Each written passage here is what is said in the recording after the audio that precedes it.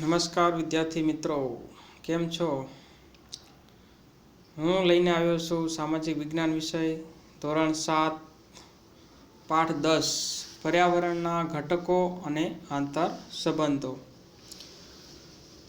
હવે આ પાઠની અંદર આપણે પર્યાવરણ વિશે અને એના ઘટકો અને ઘટકો વચ્ચે કેવા સંબંધો છે એના વિશે આપણે ભણવાનું છે. તો સૌપ્રથમ આપણે પ્રસ્તાવનામાં પર્યાવરણ વિશે જાણીએ. પર્યાવરણ શું છે?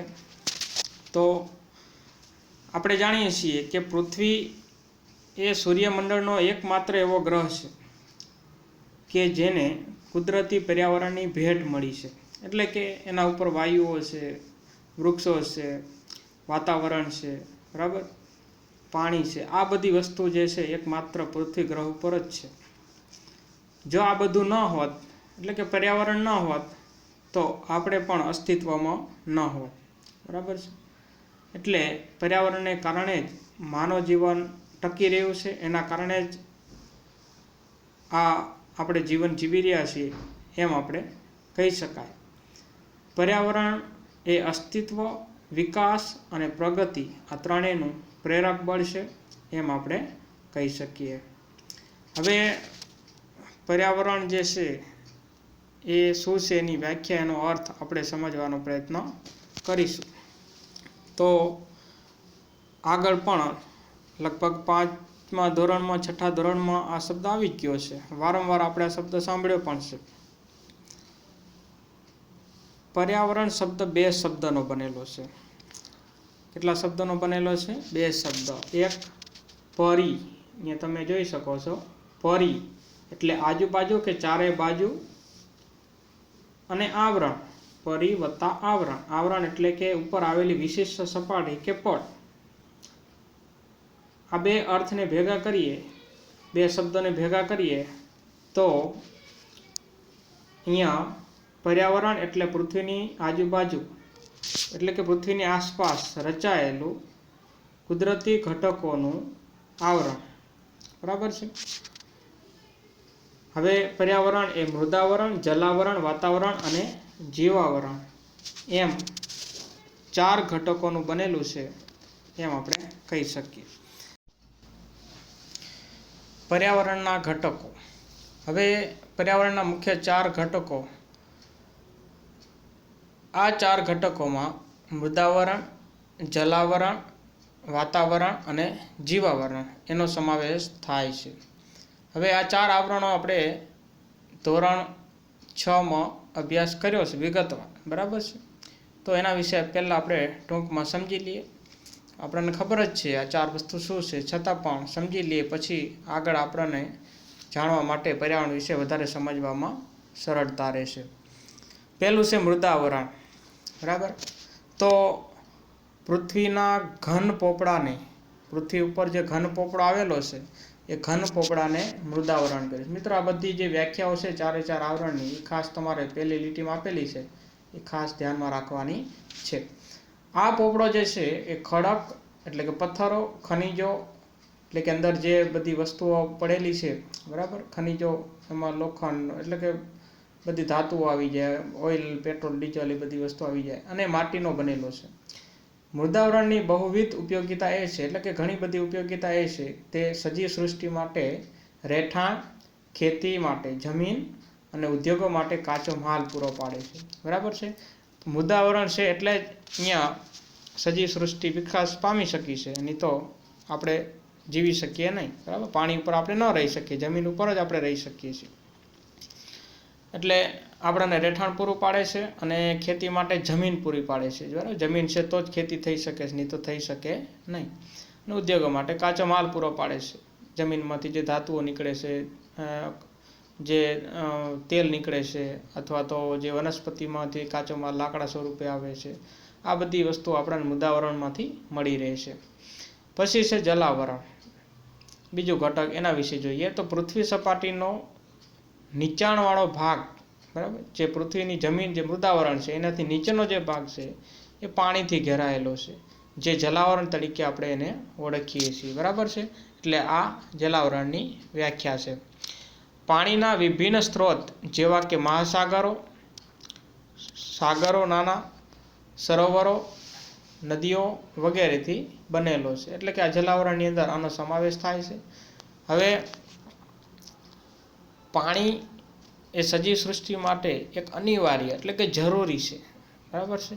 એના વગર આ સજીવ સૃષ્ટિ એટલે કે કોઈ પણ જીવ પાણી વગર રહી શકે નહીં. ગમે તે રીતે, પરોક્ષ રીતે કે પ્રત્યક્ષ રીતે પાણી તો જોઈએ જ છે. અને મહાસાગરો પણ સંસાધનોના ભંડાર છે. એટલે કે મહાસાગરોની અંદર ઘણી બધી વસ્તુઓ આપણને મળી રહે છે. હવે વાતાવરણ, ત્રીજો ઘટક, એના વિશે આપણે ચર્ચા કરીએ તો પૃથ્વીની ચારે બાજુએ વીંટળાઈને આવેલા હવાના આવરણને વાતાવરણ કહેવામાં આવે છે. એટલે કે જે પૃથ્વી છે, બરાબર છે, એની ચારે બાજુ જે આવરણ આવેલું છે હવાનું, બરાબર છે, એને આપણે વાતાવરણ કહેવામાં આવે છે. આ તમે વ્યાખ્યા જોઈ શકો છો. વાતાવરણ વિવિધ વાયુઓ, પાણીની વરાળ, ધૂળના રજકણો, ક્ષારકણો વગેરેનું બનેલું છે. વાતાવરણ એની અંદર આ બધી વસ્તુઓનો સમાવેશ થઈ જાય છે, બરાબર. ભલે આપણે બધી વસ્તુ જોઈ નથી શકતા પણ એની અંદર આવી જાય છે. વાતાવરણ સૂર્યના પારજાંબલી કિરણોનું શોષણ કરી સજીવ સૃષ્ટિનું રક્ષણ કરે છે. મિત્રો, આપણે જાણીએ છીએ, આગળ પણ આવી ગયો કે સૂર્યની ગરમી એટલી બધી તેજ છે, જો વાતાવરણ ન હોય તો આપણને બાળી નાખે. પણ આ વાતાવરણ જે છે સૂર્યના પારજાંબલી કિરણો, બરાબર, એ તમને આપેલું છે, એનું શોષણ કરી લે છે. એટલે કે તીવ્ર ગરમીવાળા, તાપવાળા કિરણોનું શોષણ કરી અને સજીવ સૃષ્ટિનું રક્ષણ કરે છે. અને વાતાવરણ છે એના લીધે જ આપણે અહીંયા અવાજ સાંભળી શકીએ છીએ, બરાબર છે. વાતાવરણ ન હોય તો આપણે અવાજ સાંભળી શકીએ નહીં. રેડિયો, ટેલિવિઝન, મોબાઈલ ફોન, આ બધી વસ્તુ જે છે સંદેશા વ્યવહારના પ્રસારણ માટે વાતાવરણને જ આભારી છે. જે આપણે ફોન ઉપર વાત કરીએ છીએ, ટીવી જોઈ શકીએ છીએ ઘરે બેઠા બેઠા, બરાબર. આ બધી વસ્તુઓ એ વાતાવરણના કારણે શક્ય બની છે. એ ન હોય તો એ વસ્તુ થઈ શકે નહીં.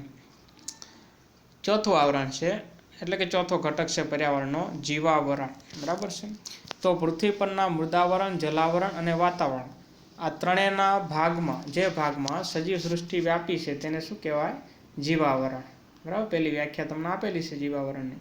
એટલે કે આ ત્રણેય આવરણો છે, મૃદાવરણ, જલાવરણ અને વાતાવરણ, બરાબર, એના સાનિધ્યમાં, એના દ્વારા જે જીવ સૃષ્ટિ નિર્માણ પામી છે એને આપણે જીવાવરણ કહેશું. તેમાં વનસ્પતિ, પ્રાણીઓ, જીવજંતુઓ, માનવ આ વગેરેનો સમાવેશ થાય છે. સજીવ સૃષ્ટિ ખોરાક અને બીજી જરૂરિયાતો જીવાવરણમાંથી પ્રાપ્ત કરે છે. એટલે કે આપણે બધા આ જે જીવાવરણ છે એમાંથી ખોરાક મેળવીએ છીએ અને બીજી બધી જરૂરિયાતો પણ એમાંથી મળી રહે છે. હવે આ પર્યાવરણના 4 ઘટકો, એના વિશે આપણે ટૂંકમાં માહિતી મેળવી. હવે આગળ આવે છે પર્યાવરણના પ્રકારો. એમાં મુખ્યત્વે 2 પ્રકાર પાડવામાં આવે છે, કુદરતી પર્યાવરણ અને બીજું છે માનવ સર્જિત પર્યાવરણ, બરાબર. અહીંયા તમને અંડરલાઈન કરીને બતાવું છું, કુદરતી પર્યાવરણ, બરાબર, બીજું છે માનવ સર્જિત પર્યાવરણ, બરાબર. આ કુદરતી પર્યાવરણમાં જૈવિક ઘટકો, બરાબર છે, જેવા કે વનસ્પતિ સૃષ્ટિ, પ્રાણી સૃષ્ટિ અને માનવ, એટલે કે સજીવોનો સમાવેશ થાય. જૈવિકમાં કોનો સમાવેશ થાય? સજીવોનો. અને અજૈવિક ઘટકો, જેમાં ભૂમિ એટલે કે જમીન, જળ, હવા, બરાબર, નિર્જીવ વસ્તુઓ છે, જે કુદરતની નિર્જીવ વસ્તુઓ છે એનો સમાવેશ થાય છે.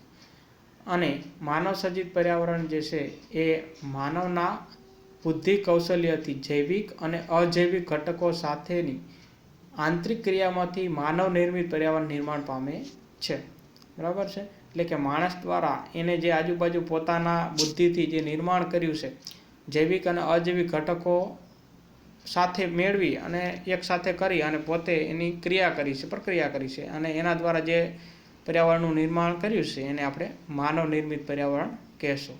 હવે આ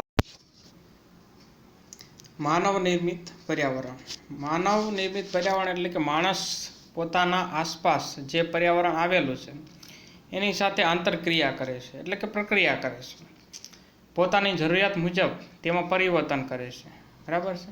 તો એમાં આપણે જોઈએ તો કે આદિ માનવ જે છે એ પહેલાંના જમાનામાં ભટકતું જીવન જીવતો હતો અને પોતાની જરૂરિયાત માટે પર્યાવરણને અનુકૂળ બનતો હતો, બરાબર છે. એટલે એ માણસ પર્યાવરણમાં કોઈ ફેરફાર નહોતો કરતો. તેનું જીવન જે છે સરળ, એકદમ સરળ હતું અને એની જરૂરિયાતો પણ મર્યાદિત હતી, બરાબર છે. એટલે ખાલી ખાવું, પીવું, સૂવું અને જીવન જીવવું, બીજી કોઈ પ્રવૃત્તિ હતી નહીં. તેથી તેની આસપાસ પર્યાવરણની અંદર બધી જરૂરિયાતો પૂરી થઈ જતી હતી. પણ જેમ જેમ સમય બદલાતો ગયો તેમ પરિવર્તન થતું ગયું અને જરૂરિયાતોમાં પણ ખૂબ વધારો થયો. મિત્રો, આપણે જોઈએ છીએ કે અત્યારે આપણી જરૂરિયાતો કેટલી બધી છે, બરાબર છે. આપણે જે પૈસા કમાઈએ છીએ એની અંદર નવી નવી વસ્તુઓ ખરીદવાની ઈચ્છા વધતી જાય છે, બરાબર. અને આરામદાયક વસ્તુ એટલે કે સગવડો આપણે વધુને વધુ ઊભી કરવા માંગીએ છીએ. એટલે સગવડો આપણે ઊભી કરશું એટલે વિકાસ કરવો પડશે, એટલે એના માટે પર્યાવરણનો પણ ઉપયોગ કરવો પડશે. એટલે અહીંયા માણસે પર્યાવરણનો ઉપયોગ અને તેમાં પરિવર્તન કરવાની રીતો શીખી લીધી કે કઈ વસ્તુને કેવી રીતે વાપરી શકાય અને નવું ઉત્પાદન કરી શકાય. પરિણામે શું થયું તો કે ખેતી કરતો થયો. માણસ પહેલાં ખાલી ધાન ઉગાડતો તો ખાવા માટે, બરાબર. પછી ધીરે ધીરે અલગ અલગ પ્રકારની કેટલી પ્રકારની ખેતી કરી અને એની અંદરથી ઉત્પાદન કરવા લાગ્યો અને પૈસા કમાવા માંડ્યો. પછી માણસ પશુપાલનની પ્રવૃત્તિ શરૂ કરી, બરાબર છે. પહેલાં નોર્મલ કુદરતી રીતે જેટલા જંગલમાં રહેતા હોય પ્રાણીઓ પક્ષીઓ એટલા જ હતા. અત્યારે આપણે પશુપાલનનું ઉત્પાદન કરીએ છીએ, દૂધનું ઉત્પાદન કરીએ છીએ. ચક્રની શોધ થઈ એટલે કેટલાય નવા યંત્રો આવ્યા, કેવી ને કેવી ટેકનોલોજી આવી, બરાબર. પછી ઔદ્યોગિક ક્રાંતિ થઈ એટલે કે નવા અલગ અલગ પ્રકારના ઉદ્યોગો સ્થાપાયા, કેવી મોટી મોટી કંપનીઓ આવી. એટલે આ બધી વસ્તુઓ જે છે એના લીધે ઉત્પાદનમાં વધારો થયો અને માનવ નિર્મિત પર્યાવરણ જે છે એનો ઉદ્ભવ થયો એમ આપણે કહી શકીએ. અને આ માનવ નિર્મિત પર્યાવરણને સાંસ્કૃતિક પર્યાવરણ પણ કહેવામાં આવે છે, બરાબર છે. ખાસ આ એક વસ્તુ યાદ રાખજો કે માનવ નિર્મિત પર્યાવરણને બીજા કયા નામે ઓળખવામાં આવે છે તો સાંસ્કૃતિક પર્યાવરણ. હવે આગળ આપણે અહીંયા તમને એક ચિત્ર આપેલું છે, તો એ ચિત્ર અહીંયા જે પર્યાવરણના ઘટકો જોયા એ ઘટકોને દર્શાવે છે. તો અહીંયા તમને વાતાવરણ, જલાવરણ, જીવાવરણ અને મૃદાવરણ એ તમને અહીંયા આપેલું છે. ગામડા જેવું ચિત્ર છે, બરાબર. પર્વતો, એની ઉપરનું જે વાતાવરણ છે, જે વિમાન ઉડે છે, પંખીઓ ઉડે છે, એ વાતાવરણ છે, વાયુઓનું બનેલું છે. પછી એની નીચે તમે જોશો તો જે નદી જેવું છે ચિત્ર, બરાબર છે. એમાં હોડી છે, માછલીઓ તરે છે, કાચબા છે, બતક છે, આ બધી વસ્તુ છે જલાવરણ છે, બરાબર. પછી એની નીચે તમને મૃદાવરણ આપેલું છે એટલે કે જમીન છે, એમાં ટ્રેક્ટર ચાલી રહ્યું છે, ખેતરમાં ખેડાઈ રહ્યું છે. આ ત્રણ વસ્તુને કારણે તમને અહીંયા જીવાવરણ બતાવેલું છે, બરાબર છે. એ ત્રણ વસ્તુની જરૂરિયાત આ સજીવ સૃષ્ટિને એટલે કે જીવ સૃષ્ટિને પડે છે, જેના લીધે આ એક જીવાવરણની એટલે કે એક સજીવ સૃષ્ટિ ઊભી થઈ, જેને આપણે જીવાવરણ કહીએ છીએ. હવે આ આપણું પર્યાવરણ એનું આખું ચિત્ર હતું એ જોયું. હવે અહીંયા જલાવરણની અંદર અમુક વાત કરવામાં આવી છે વધારે વિગતે, તો એના વિશે આપણે અહીંયા ચર્ચા કરવાની છે. તો પાણીનું વિતરણ, બરાબર છે. પાણીનું વિતરણ જે છે, પાણીનું વિતરણ કેવી રીતે થયેલું છે આ પૃથ્વી ઉપર એની વાત અહીંયા કરવામાં આવી છે. તો પહેલું અહીંયા જોઈએ તો પૃથ્વી સપાટી પર ભૂમિ વિસ્તાર કરતાં પાણીનો વિસ્તાર વધારે છે, બરાબર. આ આપણે 6થા ધોરણમાં પણ જોયું હતું કે જમીન 4 ભાગમાંથી જમીન જે છે એ 4થા ભાગની છે, બરાબર. 3 ભાગ ઉપર શું છે? પાણી છે. એટલે કે પૃથ્વી સપાટીનો આશરે 71% વિસ્તાર એ પાણી રોકે છે. હવે પાણીના વિશાળ જળ ભંડાર ધરાવતા ભાગોને મહાસાગરો કહેવાય. શું કહેવાય? મહાસાગરો, બરાબર. વિશાળ જળ ભંડાર એટલે કે ખૂબ પાણી હોય. હવે પૃથ્વી પર 4 મહાસાગરો આવેલા છે. કેટલા મહાસાગરો આવેલા છે? 4, બરાબર. એ પણ આપણે 6થા ધોરણમાં જોયું. પહેલું છે પેસિફિક, બીજું છે એટલાન્ટિક, ત્રીજું છે હિન્દ મહાસાગર અને ચોથું છે આર્કટિક મહાસાગર, બરાબર છે. આ બધા જ મહાસાગર એકબીજા સાથે જોડાયેલા છે અને આ મહાસાગરો ખૂબ જ વિશાળ અને ઊંડા છે, બરાબર. આપણે 6થા ધોરણમાં નકશામાં જોયું હશે, દુનિયાનો જે નકશો છે એની અંદર જે 7 ખંડો આવેલા છે એની આજુબાજુ આ 4 મહાસાગરો પથરાયેલા છે. હવે એમાં પેસિફિક મહાસાગર જે છે એ સૌથી મોટો મહાસાગર છે, બરાબર છે. તો પેસિફિક મહાસાગર જે છે એની અંદર 10 થી 11 કિલોમીટર જેટલી ઊંડી ખીણ છે. કેટલી? ખાસ યાદ રાખજો મિત્રો, 10 થી 11, બરાબર. કેટલી કિલોમીટર ઊંડી ખીણ આવેલી છે. તમે વિચાર કરો કે દરિયાની અંદર પાણીની અંદર 10 કિલોમીટર સુધી ઊંડાઈ ધરાવતું આ વિસ્તાર છે. એ કેટલો બધો દરિયો વિશાળ હશે, કેટલો ઊંડો હશે. હવે બાજુમાં નીચે તમે જોશો તો પૃથ્વી સપાટી પરનું મોટાભાગનું પાણી ખારું છે, બરાબર. મહાસાગરનું પાણી કેવું હોય? ખારું. આપણે બધા દરિયા કિનારે ગયા છે, દરિયાનું પાણી આપણે જોયું છે, ખારું છે. તે મુખ્યત્વે મહાસાગરો અને સમુદ્રમાં રહેલ છે. મીઠા પાણીનો મુખ્ય સ્ત્રોત કયો છે? તો કે એમાં હિમ શિખરો, એટલે કે જે પર્વતો ઉપર મોટા મોટા બરફના શિખરો છે. હિમ એટલે બરફ.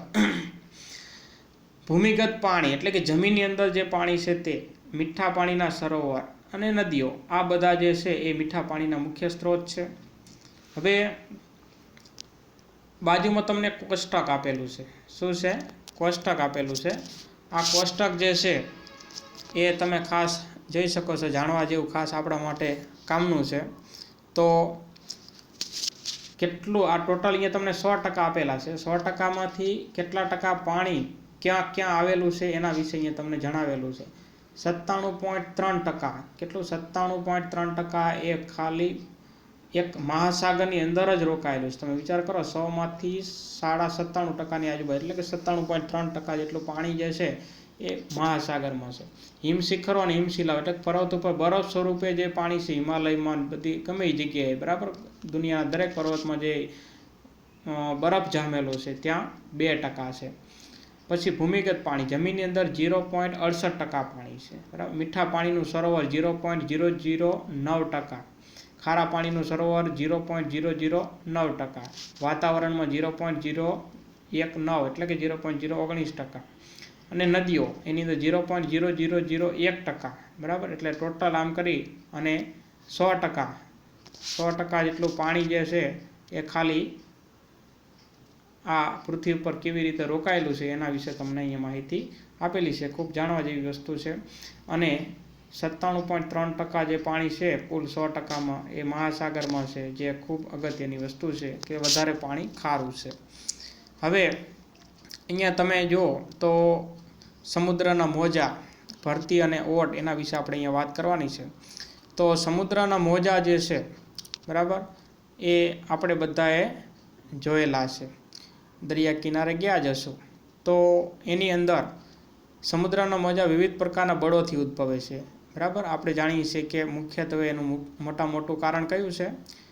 પવન છે, બરાબર. પવનથી જ આ મોજાઓ સર્જાય છે. સમુદ્રની સપાટી પર જે પવનો વાય છે એના લીધે મોજા થાય છે. ક્યારેક વાવાઝોડા, ક્યારેક વંટોળ,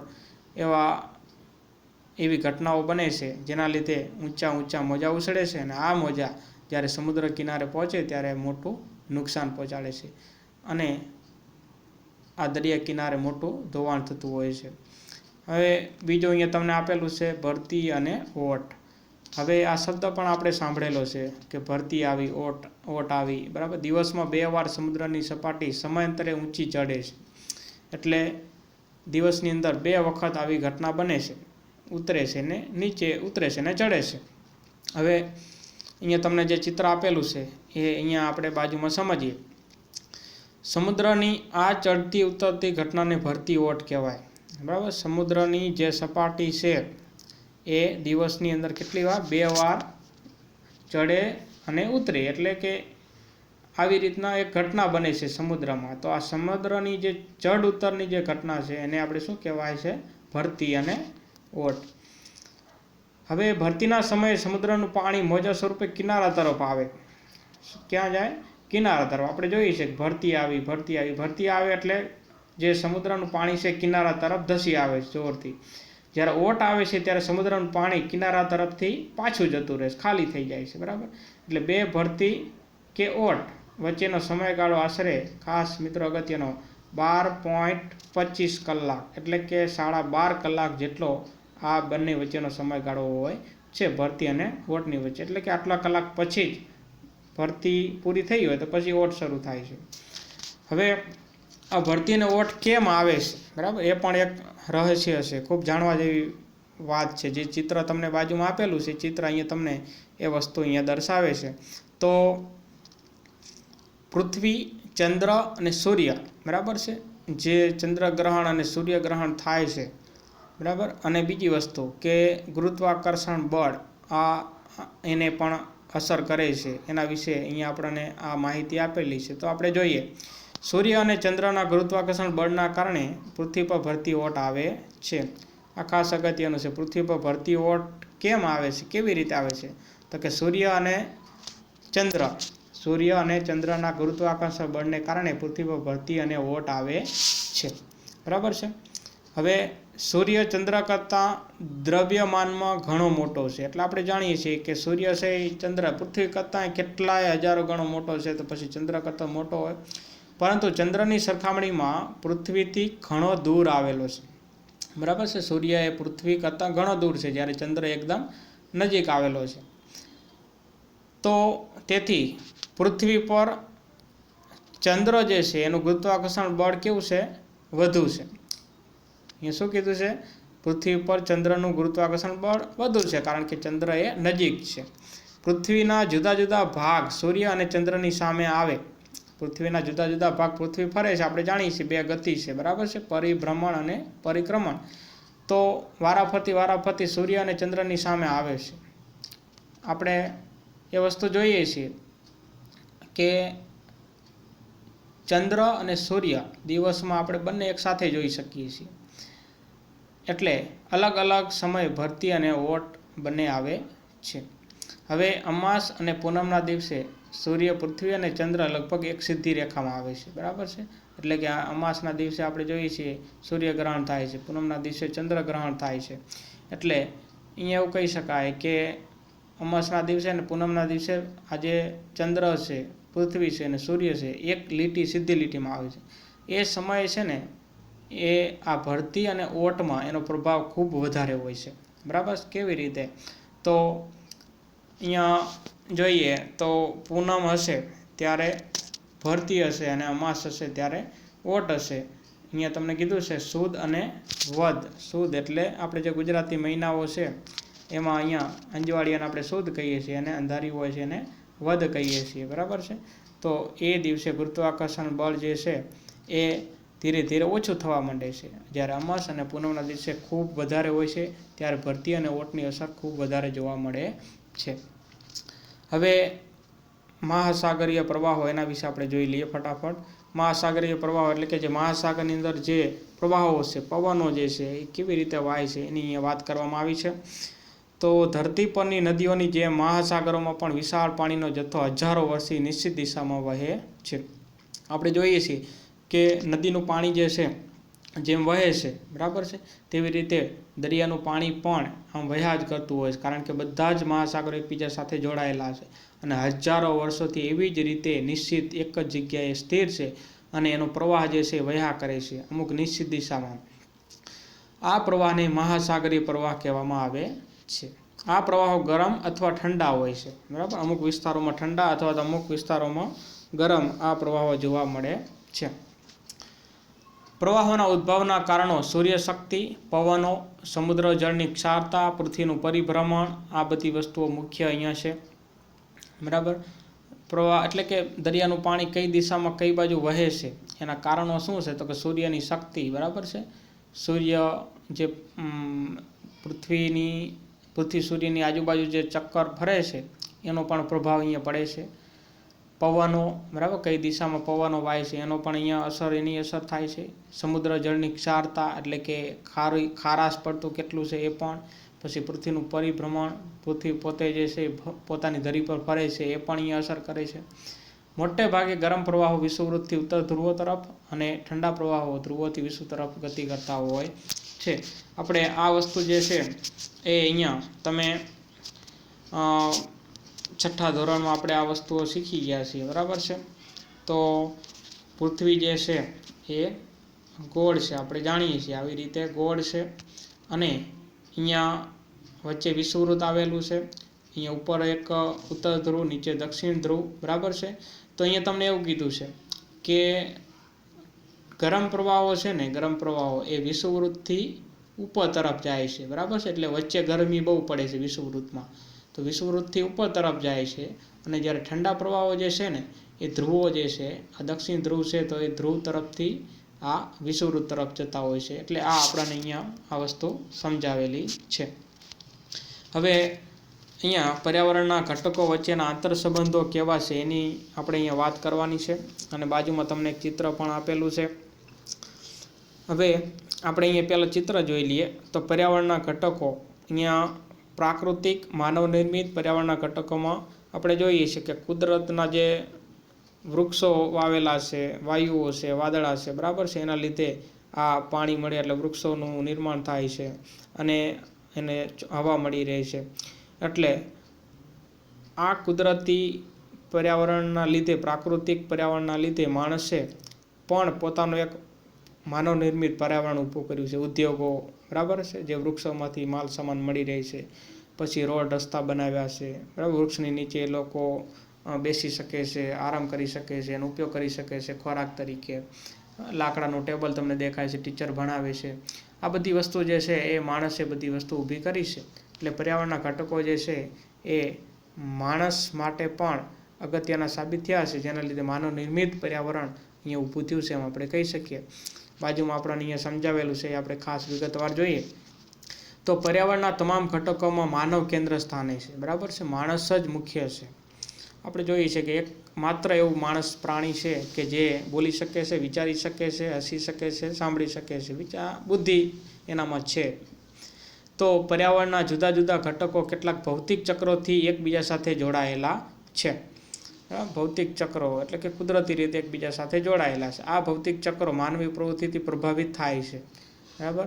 કયા કયા ભૌતિક ચક્રો એના વિશે આપણે અહીંયા વાત કરીએ તો મૃદાવરણની અંદર માનવી ખનિજ પ્રાપ્ત કરવા માટે ઉત્ખનન કરે છે. એટલે કે માણસ જે છે એ જમીનની અંદર, મૃદાવરણ એટલે અહીંયા જમીનની અંદર માણસ ખોદે છે.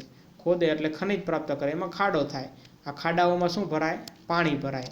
પાણી ભરાય તો ઘણું બધું ખોદકામ થઈ જાય અને વરસાદ વરસે પાણી ભરાય તો એ આખું એક સરોવર કે તળાવ બની જતું હોય છે, જેના લીધે જલાવરણનો ભાગ બને છે. આપણે એને પછી જલાવરણ કહેશું. એવી જ રીતે વાતાવરણમાં તાપમાન વધતા જલાવરણમાં રહેલું પાણી બાષ્પીભવન થાય. એટલે કે આપણે વાતાવરણ જે છે એમાં આપણે પ્રદૂષણ ફેલાવીએ છીએ, જેના લીધે શું થાય છે તો કે તાપમાન વધવા પામ્યું છે, જેના લીધે જલાવરણમાં રહેલું પાણી છે ને, દરિયામાં પાણી રહેલું છે ને, એ બાષ્પીભવન થાય, વરાળ સ્વરૂપે ઉપર જાય છે અને વાતાવરણમાં ભળવાથી એમાં ભેજનું પ્રમાણ વધે છે. એ ઘનીભવન થતાં એ વાદળો બંધાય છે અને આ વાદળો જે છે એ આપણને વરસાદ આપે છે. એટલે આમ તે પાણીના વહેવાથી મૃદાવરણનું ધોવાણ થાય છે અને પાછું એ વિવિધ એટલે કે ભૂમિના સ્વરૂપો પાછા બદલાઈ જતા હોય છે. એટલે આવી રીતે આ પર્યાવરણના ઘટકો જે છે, જલાવરણ, મૃદાવરણ, વાતાવરણ, એકબીજા સાથે સંબંધ ધરાવે છે એમ આપણે કહી શકીએ. આ ઉપરાંત માનવીની વિવિધ પ્રવૃત્તિઓ કુદરતી પર્યાવરણના ઘટકોને કારણે જીવસૃષ્ટિ પરસ્પર જોડાયેલી છે, બરાબર છે. એટલે આપણે આ ભાગની અંદર આપણે આટલું જોઈશું. હવે આગળ બીજા ભાગની અંદર આપણે જે પ્રદૂષણો જે છે એ કેવી રીતે ફેલાય છે, કયા કારણે, એના કેટલા પ્રકાર છે, આ બધી વસ્તુ વિગતે અભ્યાસ કરશું.